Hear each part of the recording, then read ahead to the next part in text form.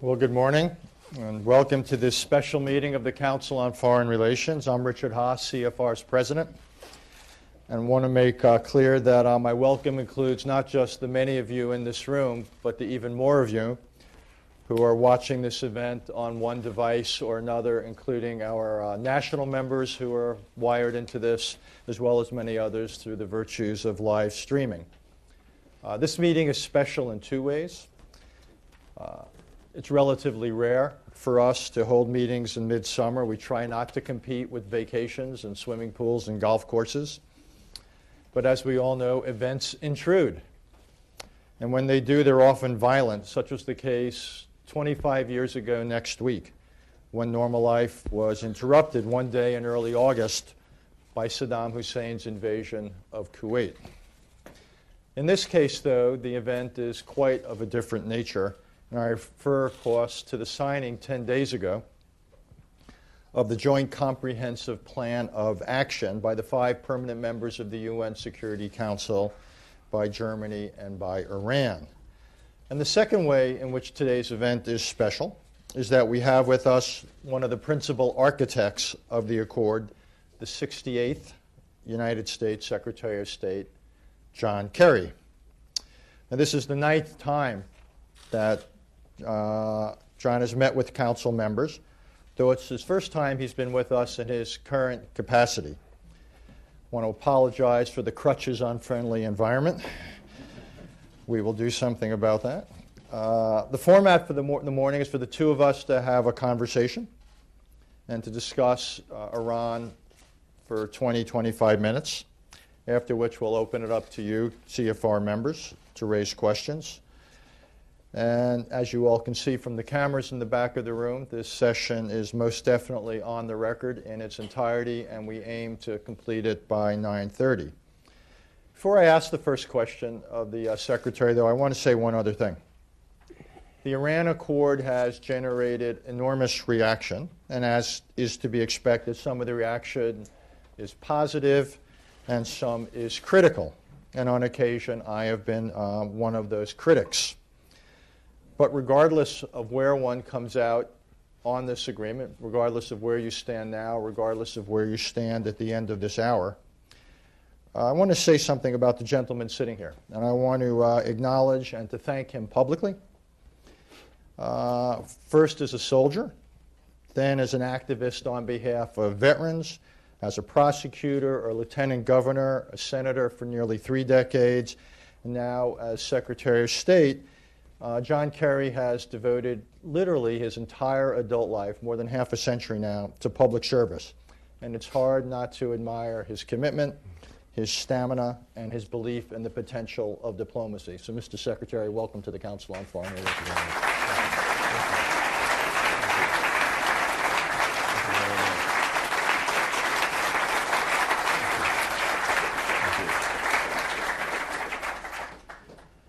I wanted to start with to frame this, because it's, we'll get into details, but before we delve into the details, I thought we should frame it. The agreement calls for significant reductions in the quality and quantity of centrifuges that Iran is permitted to possess and operate, as well as qualitative and quantitative limits on the enriched uranium that they can possess for periods of 10 and 15 years, respectively. And in return, Iran gets to keep and ultimately have the option to expand its nuclear program, and it receives substantial resources as sanctions are lifted. So help us understand from your point of view what you believe we have gained by this agreement, as opposed to what we believe Iran has gained, or to put it another way, we have given up. Well, Richard, thank you. Let me begin by thanking all of you very much for being here early in the morning. As Richard said, in the summertime, I know it is not the regular course of business. And I'm proud to have been a member of the Council on Foreign Relations since, I think, about 1971 or something, when I first was opposed to the war and was invited to join when they were reaching out to then genuinely younger members. They were younger once. Yeah. But look, I've been around this thing for a long time, 29 years in the Senate, and I'm very proud of a 100% voting record for Israel in the course of that time. And nobody, I think, has worked harder to try to bring peace to the Middle East or to Israel than I did over the last few years. I think I've had more meetings with an Israeli prime minister and more visits than any Secretary of State in history. And I consider Bibi a friend.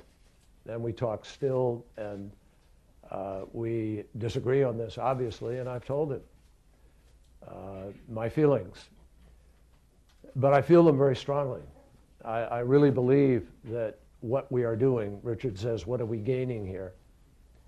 We're gaining a safety and security, I believe, for Israel and the region that no alternative presents.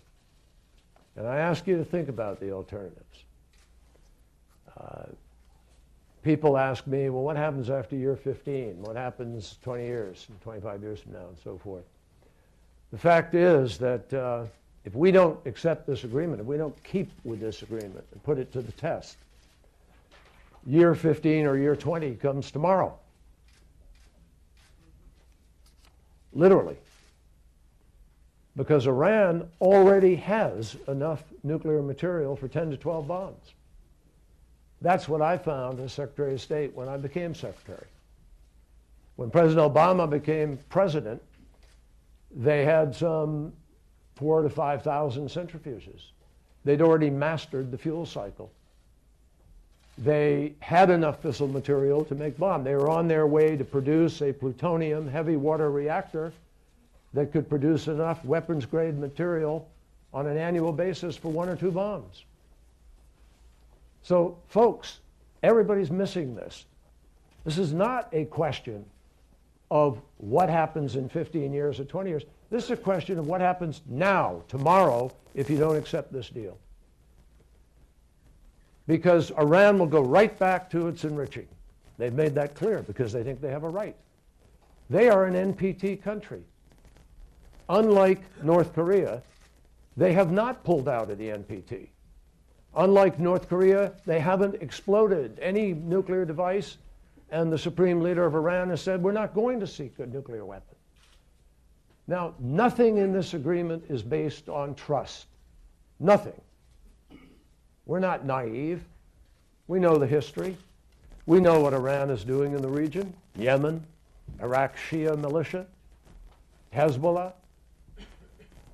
But the first order of business, my friends, if you're going to confront them and push back, is to push back against an Iran that doesn't have a nuclear weapon. Pretty simple equation. Now, I know there's been a lot of railing through the years over their program, and people rant, rave. And we know we've seen the Prime Minister with a cartoon of a bomb at the UN and so on and so forth. But what's happened? What has anybody done about it? Anybody got a plan to roll it back? Anybody got a plan that's viable beyond bombing them for 1 or 2 days or 3 days that might slow their program down for 2 years or 3 years? To which, as most of you as practical human beings, you know what the response will be. I mean, we can do it, and we haven't taken it off the table. Let me make that absolutely clear. This president is the only president who has actually developed something called the Massive Ordnance Penetrator, the MOP, which has been written about publicly. And not only has he asked it to be designed, he's deployed it.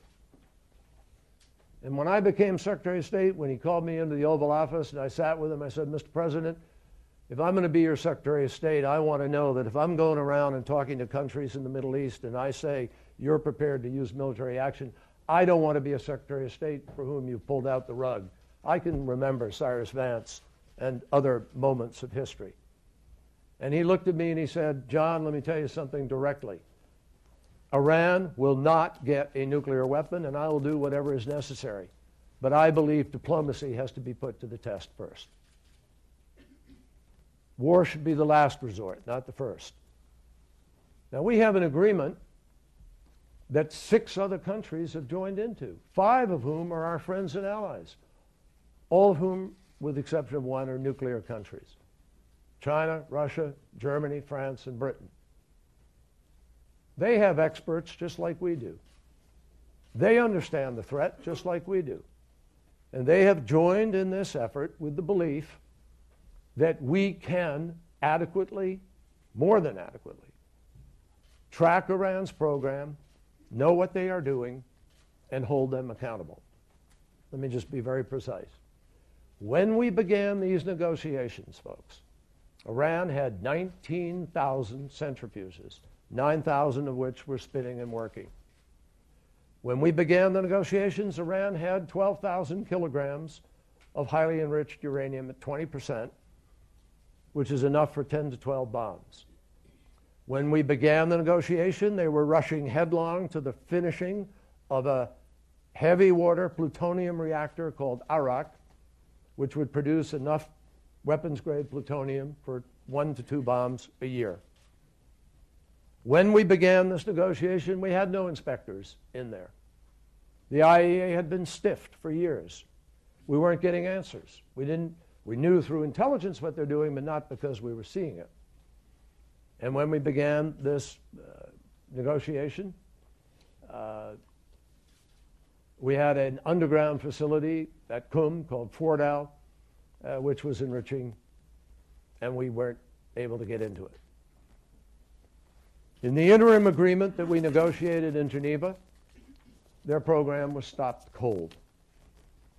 We rolled back Iraq. They stopped any production on Iraq. We gained 24-hour, 7-day-a-week access to Fordow, Natanz, Iraq, and we rolled back their production. Their R&D stopped. Their centrifuges stopped. They reduced the number of functioning. And we began to have a regime for 2 years now. They have lived by that. 2 years now. They have lived by every facet of the interim agreement. And it has stopped and set back their program. So for Israel, for the region, we started with a 2-month breakout time, folks. We've now pushed that breakout time up to maybe 6 months or so, and with this agreement, for 10 years, the breakout time will be 1 year or more. 1 year or more. Let's ask you a very simple question. Is Israel safer with a 1-year breakout time or 2-month breakout time? Frankly, 2 months is more than we need, but we want the cushion, the safety. And by the way, breakout time is different in this context than the normal arms control breakout time that we refer to. Breakout time, historically, I was part of the Senate when we debated the MX missile and START treaty and all those things. Breakout time, in most people's minds, refers to the amount of time it takes to get to the making of a bomb. We've used breakout time much more conservatively in our application and seeking of this deal. Breakout time for us is the amount of time it takes to have enough fissile material for one bomb. But you still have to make and design the bomb. That takes a lot longer. So when we talk about a 1-year breakout time, that's for the fissile material for one bomb, and you tell me, the country, that if they decide to have a nuclear weapon, is going to decide to make only one bomb. So we would have ample time to be able to respond if we had to. First, with more sanctions. Second, with ultimatums. And third, with the possibility of the military option if that's what it really came down to. Now, and I'll finish up very quickly here. The choice we face today is not really a choice between some plan that's a fantasy. I mean, I've heard people say, why don't you just ratchet up the sanctions? Well, I'll tell you why. Because China, Russia, and France, and Germany, and other countries don't think that's necessary if these guys are willing to negotiate and have a deal. People say, crush them with sanctions. Well, folks, sanctions hasn't done anything to stop their program. What it's done is brought them to the table to negotiate, which is precisely what the sanctions were designed to do. I was chairman of the Foreign Relations Committee when we passed those sanctions. And the whole purpose of them was to make them negotiate. Read UN Resolution 1929, which says if Iran comes to, which created the sanctions, following on Resolution 1737, and it says that if Iran comes to the table to negotiate, all the sanctions will be lifted. To negotiate, not to conclude a deal. Well, we concluded a deal. And they argued you should be lifting all the sanctions. And guess what? We haven't. So I think there's a lot of misinterpretation of what this deal is about and what it achieves for us. We, by virtue of this deal, will have a limitation on their stockpile of 300 kilograms, not 12,000. We will have a limitation for 15 years for that and for their enrichment at 3.67%. Folks, you cannot make a nuclear weapon with 300 kilograms and 3.67%. Physically impossible. We will have 24/7 inspection of all their declared facilities. Natanz, Fordow ceases to do any enrichment. There will be no fissile material there for 15 years. They're turning it into a technology center. And they'll have medical isotope research and other stuff. That's it. The only enriching facility in Iran will be Natanz, open and visible. We will have a 20-year restriction on their centrifuge production with live television cameras watching the rotors and bellows and so forth, so we have accountability. And quite extraordinarily, we have 25 years of cradle-to-grave accountability for their uranium. Mining, milling, yellow cake production, gasification, centrifuge, and waste. That's in itself. Our intelligence community tells us it will be physically impossible for them to have an entire covert, separate fuel production capacity.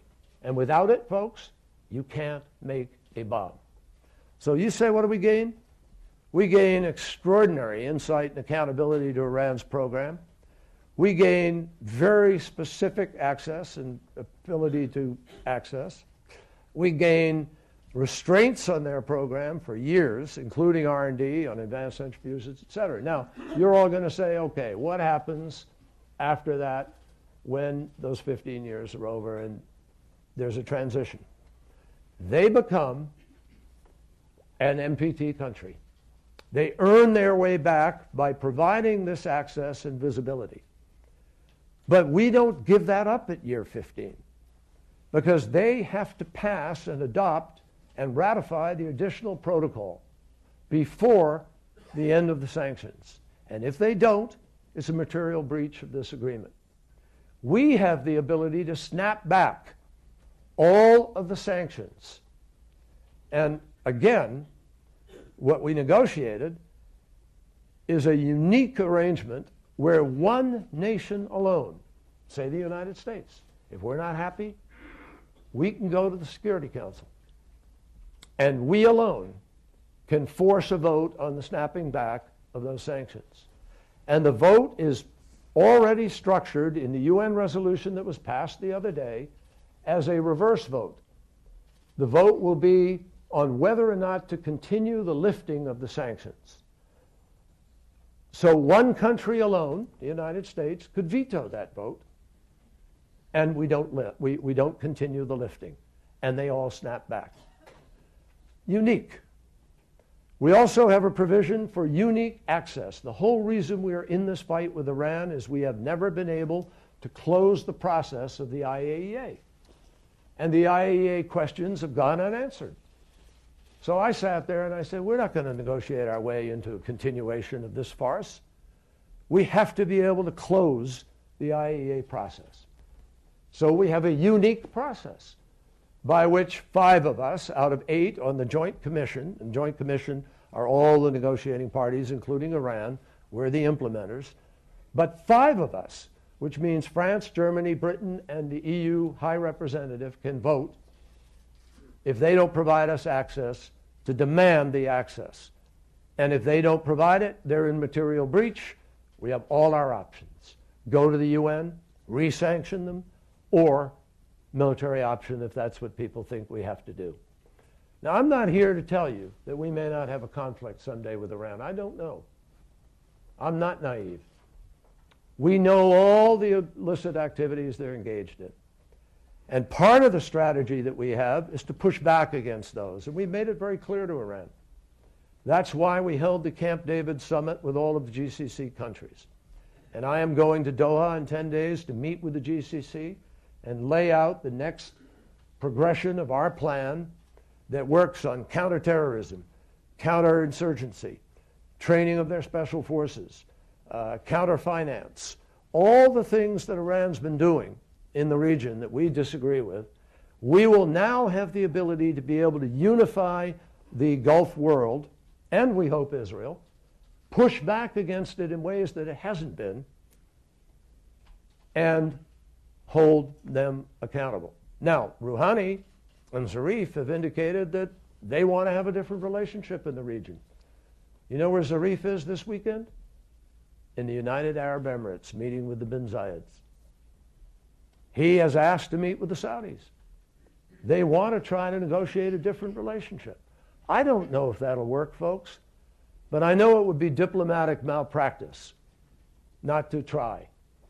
And what happens is, if the United States Congress unilaterally walks away from this arrangement that we have reached, we go right back to square one where we were with no alternative. Iran is enriching. We have no inspections. We have no ability to know what they're doing. We don't roll back their program. We're right back where we were, and we are going to head to conflict.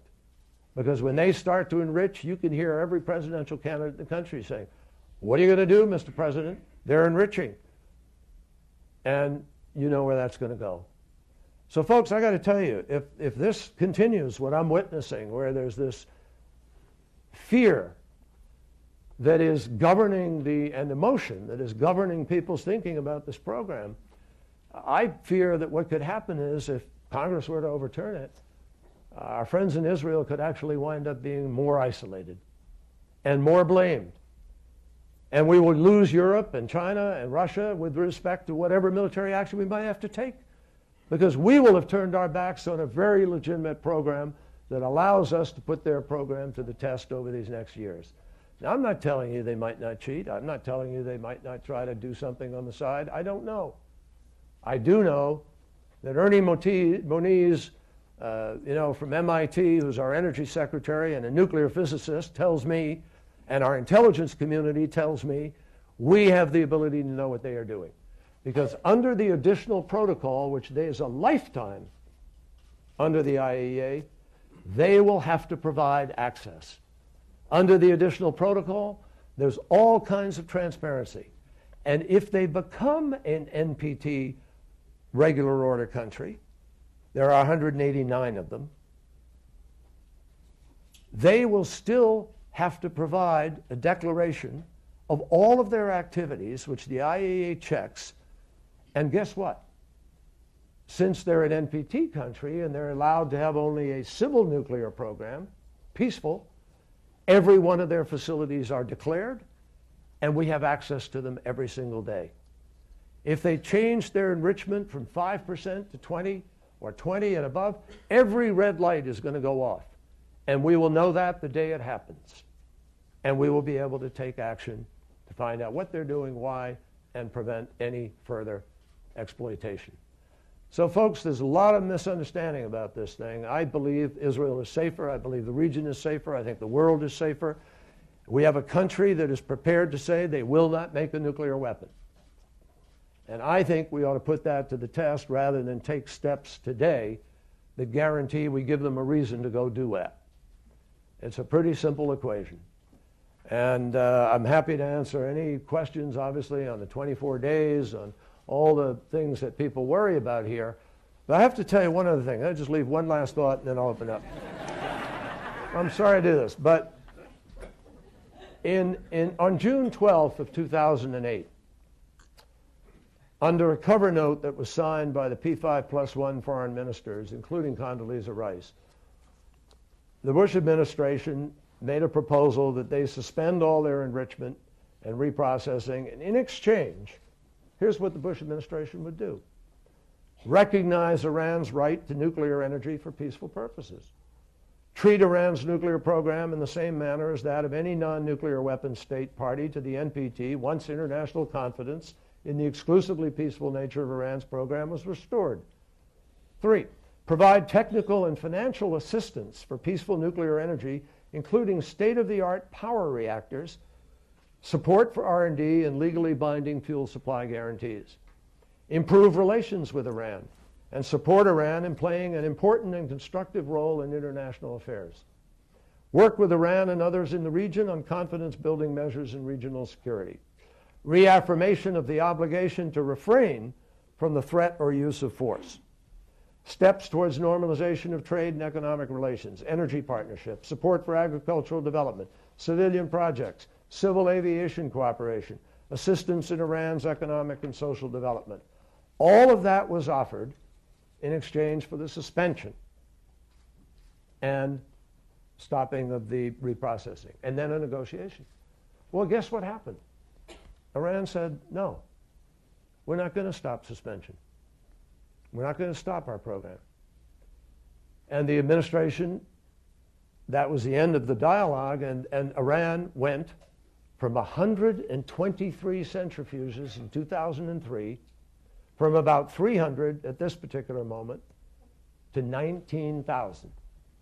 They went to the ability to have 10 to 12 bombs with 12,000 kilograms. In other words, despite sanctions, despite everything that was offered, Iran continued its program because they believed deeply that they had a right to do this as an NPT country, to have a peaceful nuclear program, because they resented the fact the United States had supported Saddam Hussein in Iraq against them in the war, because they resented that when their people were gassed, nobody took a resolution to the United Nations or represented them, and they felt they needed to have their own independent program because no one was going to come to their assistance. And Richard will confirm, I know, the degree to which Iran felt isolated by that and the sort of impact of the choices that were made during that period of time. So we're trying to make up for that now. We're where we are. We're not blaming anybody. It was a good thing to say don't enrich. It was the right place to start, for sure. But they proved that the sanctions weren't going to stop them. You're not going to sanction them into submission. Nobody is. And here's the problem. We have a deal now which 6 other nations have joined us in putting together and believe in. And if we unilaterally walk away from it, folks, the sanctions are gone. The inspections are gone. Verification gone. Iran starts its program again. And you ask yourself, what's the next step after that? That's where we are. I didn't realize when we agreed to a question and answer format we were going to get just that. You were going to take me so literally.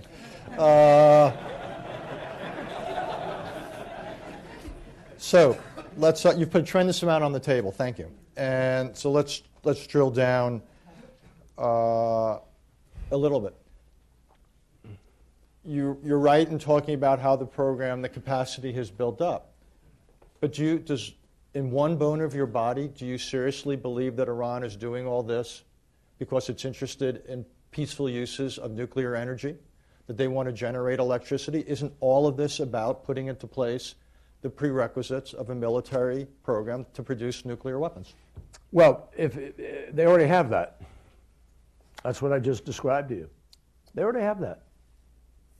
I mean, the horse is out of the barn on that one. So we're rolling the program back. So we build the confidence about our ability to have insight as to what they're doing.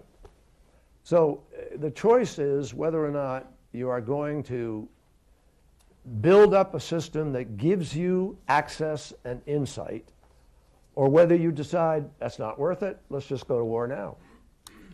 I mean, that's really where you're at in this, fundamentally.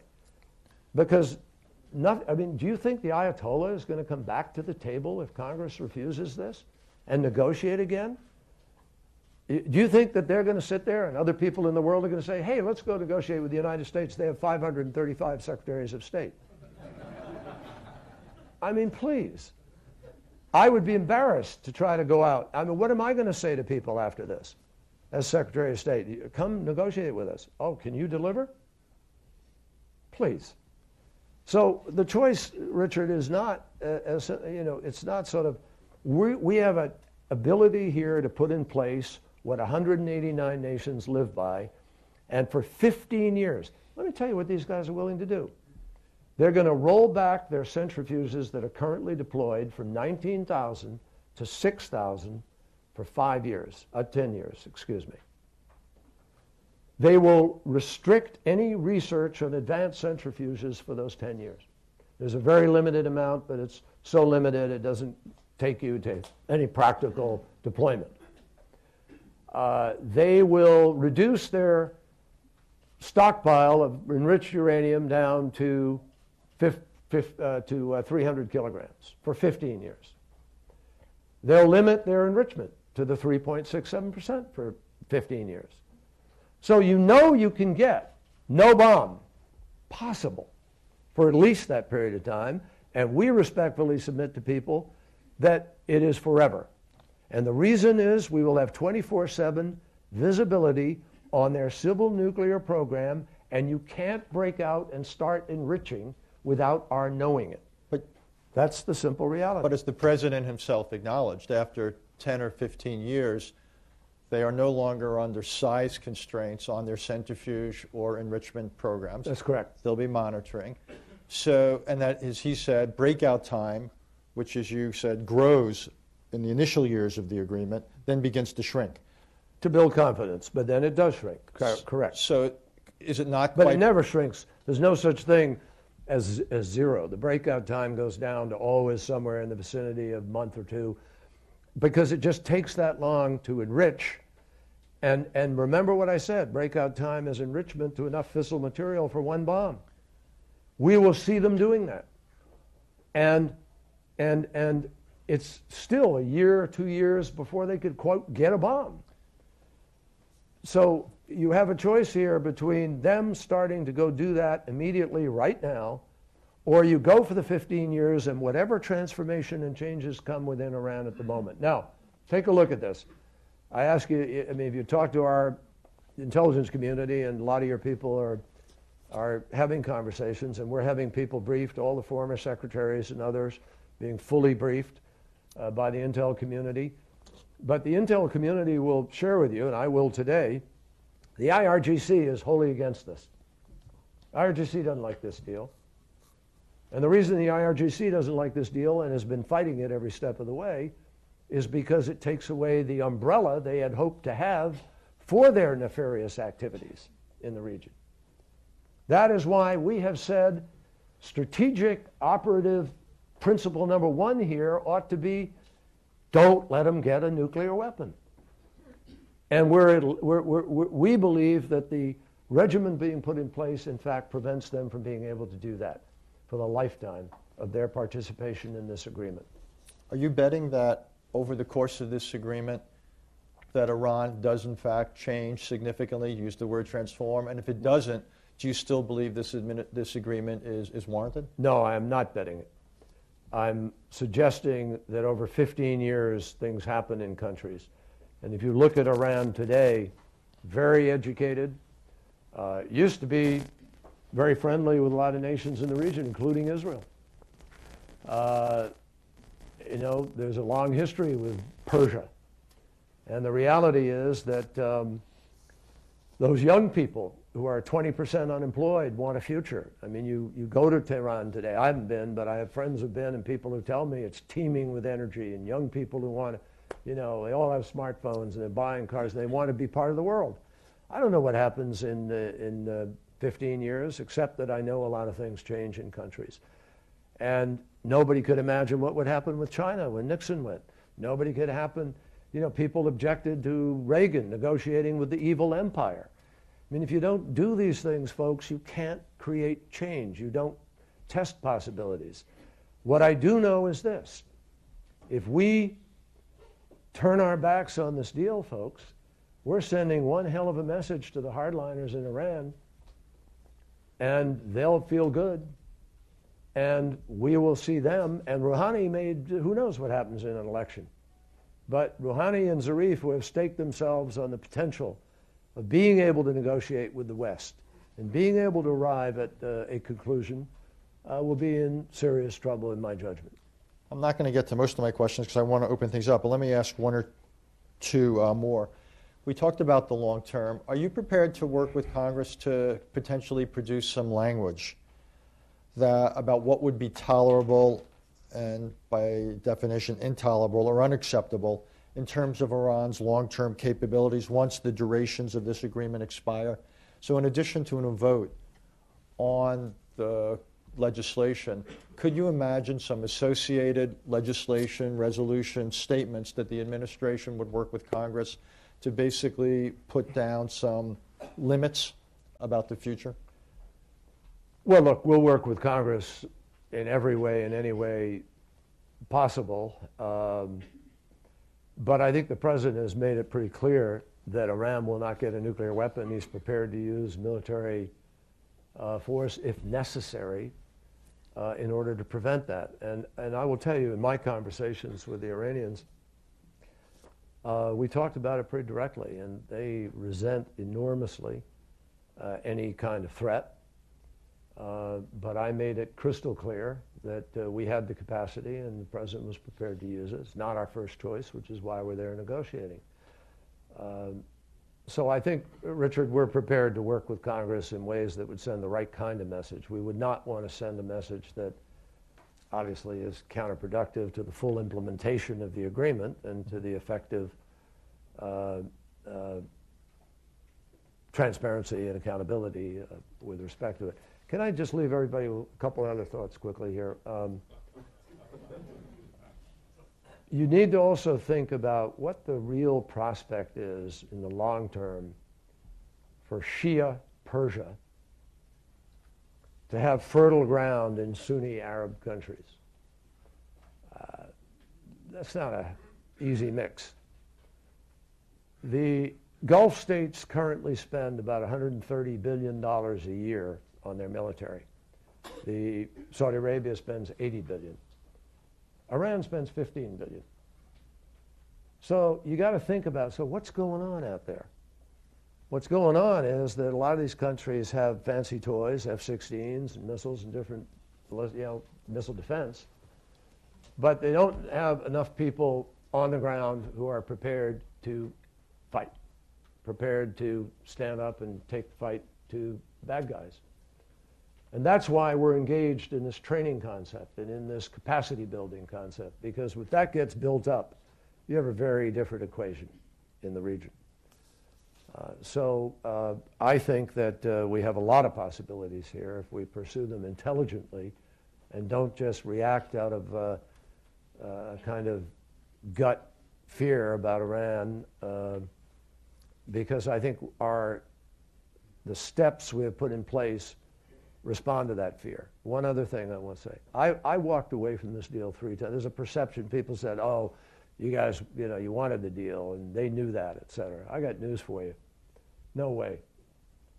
Lausanne, I went to Zarif's room on one occasion at Lausanne and said, look, you told me 2 days ago we're going to negotiate this and that, and if you haven't done it, I'm leaving tomorrow. In London, I called them up because they were trying to walk back on the number of centrifuges, and I said, I'm not coming. I'm not, you decide, but I'm not coming to negotiate. And most recently in Vienna, I made it crystal clear, and I came out publicly on a Sunday night and said, look, we may not get there. And I had a conversation with them saying point blank, you guys just may not be able to do this. You may not have the authority, you may not have the breadth or political space, but it's a problem. So we had a very real clarity about what we needed to get here. The president said we got to cut off the 4 pathways to a bomb. Uranium, Natanz and Fordow, plutonium, Arak, and covert. Covert's the toughest. But that's why we negotiated the access and the snapback and the lifetime provisions with respect to the inspections.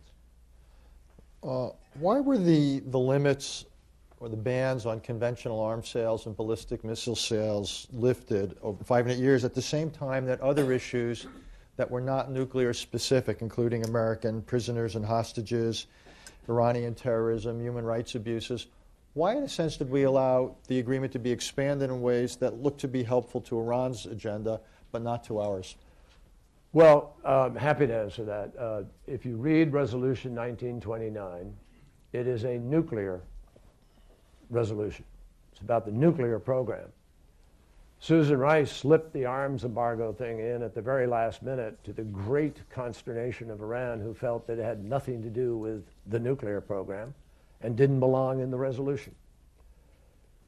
So if you again read the paragraphs of the resolution, as I cited earlier, it says specifically that if Iran comes to the table to negotiate, then the sanctions would be lifted. This is the argument Iran was making. The Russians and the Chinese supported that. So you had 3 of the 7 nations that believed those things were extraneous to the nuclear provisions and we shouldn't be renewing them. We had 4 nations, France, Germany, Britain, the United States, who felt otherwise because of Iran's activities. We won. We kept them in. For 8 years on the missiles, under Chapter 40, under Article 41, Chapter 7 of the United Nations, and on the arms for 5 years. But those aren't the only tools we have at our disposal, folks, to be able to deal with those issues. That's what's important. We have the missile control technology regime. We have the nuclear proliferation structure.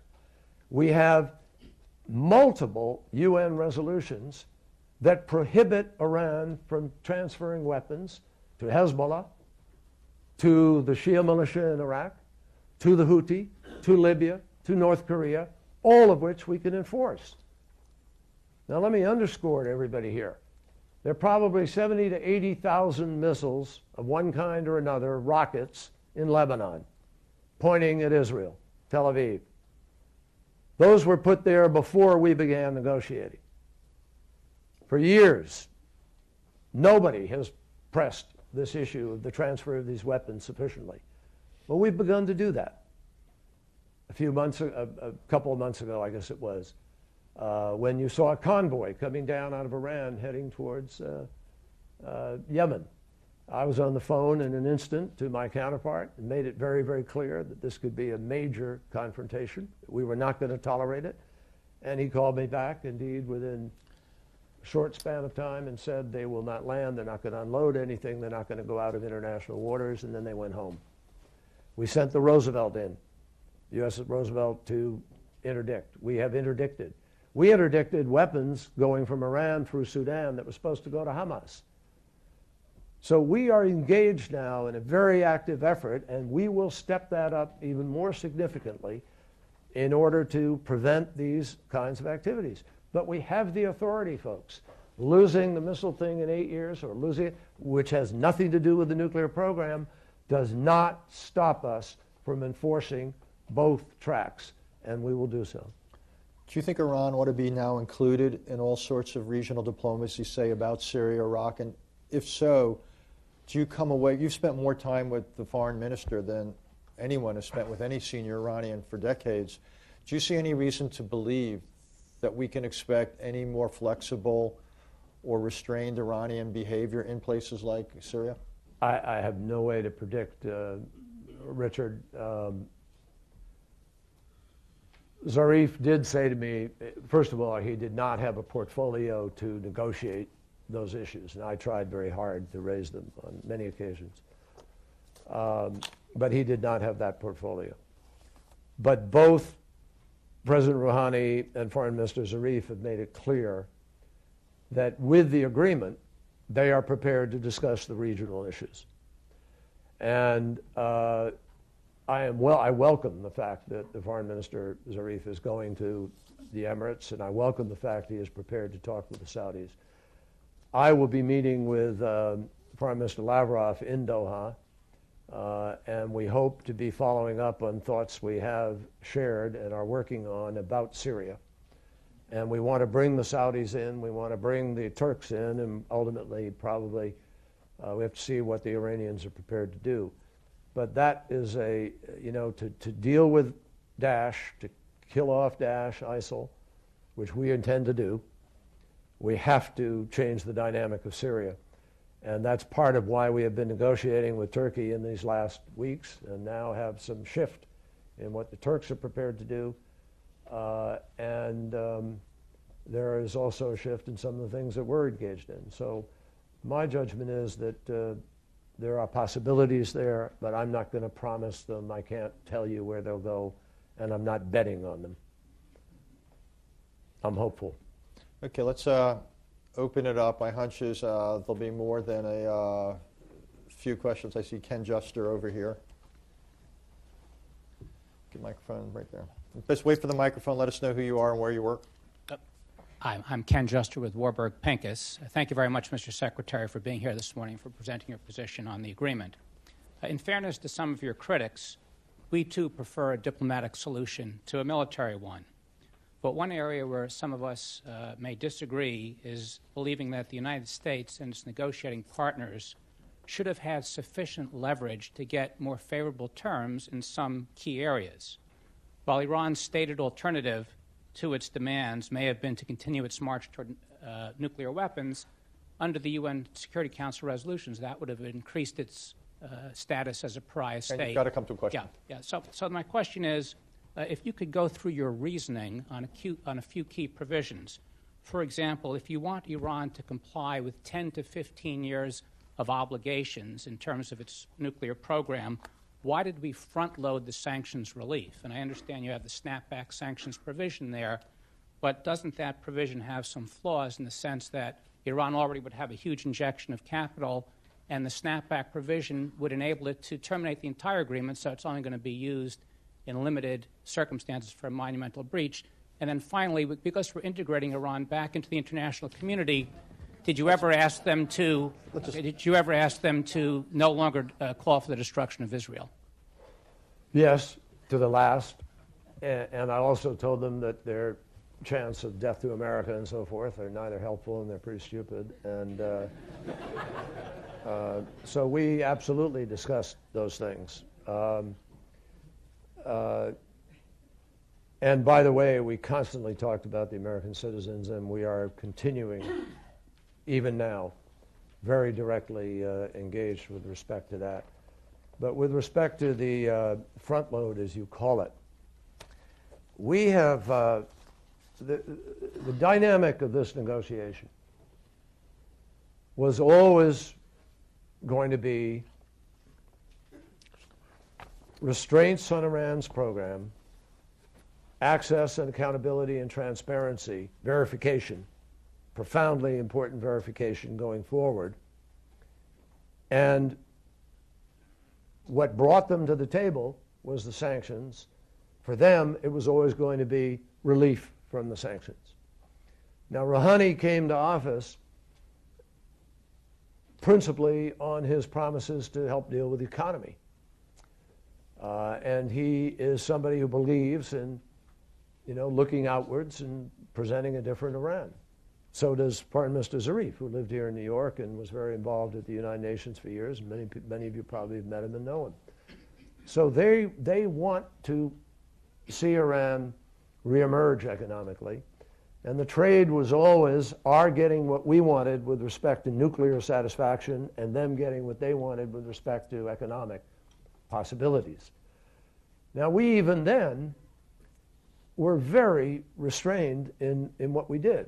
There's no signing bonus. There's no sort of gift for, saying you'll do something. You have to do something to get anything. So every single bit of what I described, the 300 kilograms has to be reached, the 3.67%. The Arak calandria, which is the core of the Arak reactor, has to be taken out and filled with concrete. They have to dismantle all the centrifuges. 2/3 of them have to be taken out. Piping and electrical has to be taken out. Vast amount of infrastructure undone. We have to undo the centrifuges and the current activities of Fordow and create this lab. All of this has to be done. PMD has to be resolved before they get 1 ounce of sanctions relief. Now, that could take 6 months, could take a year. I don't know how long. Depends how fast they do all of that. But the IAEA has to certify that all of that has been done, and we have received our 1-year breakout time before they get a dime. Now let's discuss whether it's a dime or a dollar. It's not $115 billion that they get. It's certainly not the 150 you hear some people throwing around. It's not even 100. They will get, in real money that they can actually access, somewhere in the vicinity of $50+ billion. That's what they get. And the reason for that is there's a whole lot of money within the other piece. $20 billion is wrapped up in infrastructure and contracts to China.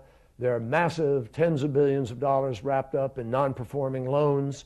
There are a host of reasons why that money doesn't come. But we've done a Treasury vet on that, very, very penetrating with our intel community. And by the way, none of that $50 billion is held in American banks. So folks, if this deal didn't go through and our allies walk away, which they will as a result, we lose the sanctions and the money will still go to them without the ability to be able to know and see what's going on in the country. So yeah, they'll get the $50 billion plus, which by the way is their money. We've seconded it in the context of the sanctions, frozen it, but it is their money. And if China and Russia start to do business with them because they say, well, the hell with the rest of these guys, you guys cut a deal, you're not living by the deal, so we're not bound, they're going to do business. By the way, the French foreign minister is going in the next couple of days. The French commerce minister has already been there for a few days. The Germans are going in the next few days. There's going to be a rush to do that. Now, on the sanctions, you asked about the snapback and so forth. We don't have to snap back all of the sanctions. If you read the language, it says in whole or in part. We can restore them in whole or in part. So it's not just a heavy club. It's a leverage that gives us great discretion as to what we think we need to do. And the reason we left time in between it is to do diplomacy. We had a problem on the brief problem on the not enforcement, but the implementation of the interim agreement. And we learned through our intelligence, by the way, we also learned that they had Fordow with our intelligence. We learned in 2003 with our intelligence that they, and then through environmental swabs, that they were in fact pursuing some nuclear activities where they shouldn't have been. So that's before we had all of the kind of inspections that we're going to put in now. We're going to have 150 additional inspectors going in under this who will be working out of an office that will be in Iran. So we're going to have a massive infusion of info. But we wanted to leave time for diplomacy to work, as it did in the interim agreement when I called Zarif and said, look, we've learned that there's some gas that's been put into an IR-5. You're not allowed to do that. And within 24 hours, folks, it was stopped and remedied. So that's the process that we envision here, is a very high degree of combined intelligence gathering. Israel will be feeding information, other countries, with our own inspectors, with our own national technical means. Our intelligence community has great confidence. Well beyond the 15 into the future, we're going to know what they're doing.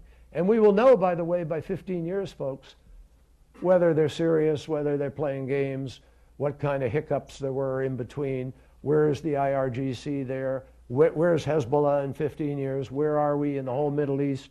A lot of things can begin to happen. So you have a choice. You can try to test and get to those things, or you can go to year 15 tomorrow and have your clash now. That's really what we're looking at. Michelle?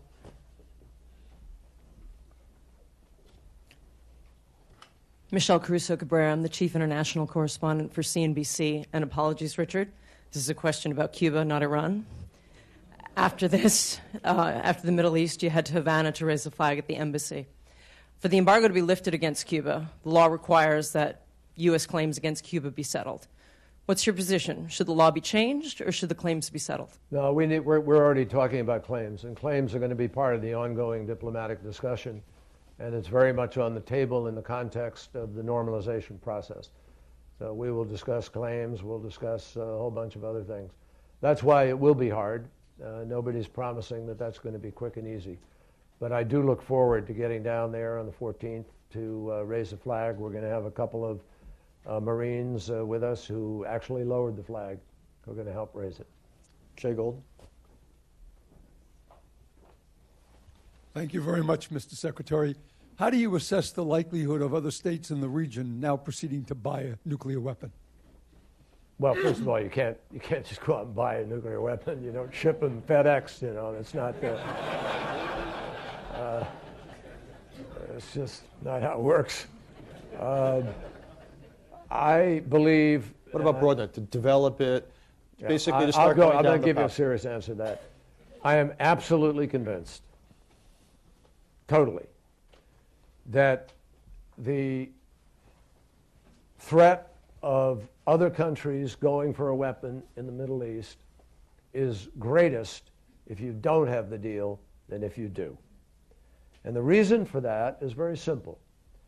If we don't have this deal, and Iran goes back to enriching, which they've said they're going to do, and there are no inspections, and we don't know what is happening, the pressure that existed several years ago to go bomb them is going to mount. And the potential of conflict grows, and if the Arab world is looking at an Iran that doesn't have inspections, doesn't have accountability, hasn't reduced its stockpile, is proceeding headlong to enrich, that's the incentive for them to go out and feel we got to defend ourselves and put something together.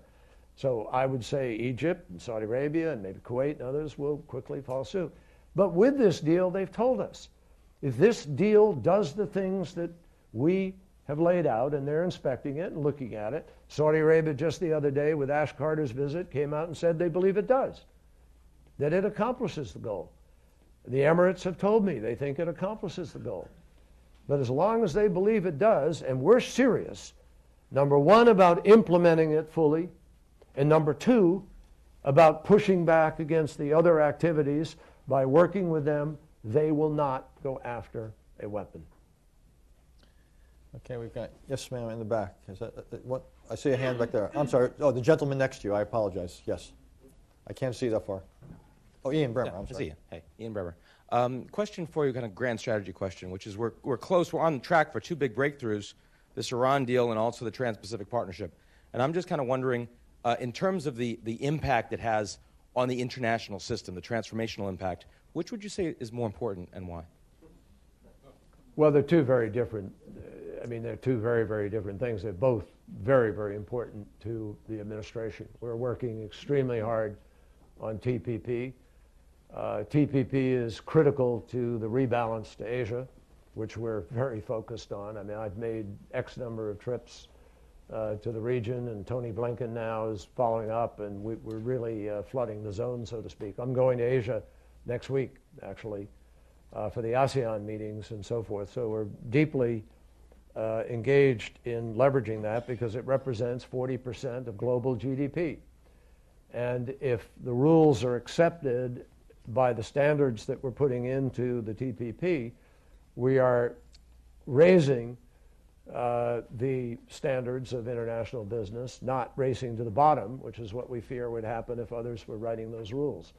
So we had a very important meeting with the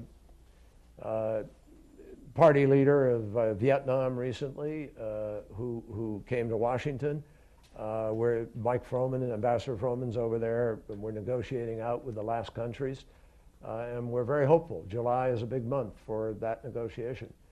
But, that is economic power and economic projection, and vital to America's capacity to do all the other things we do.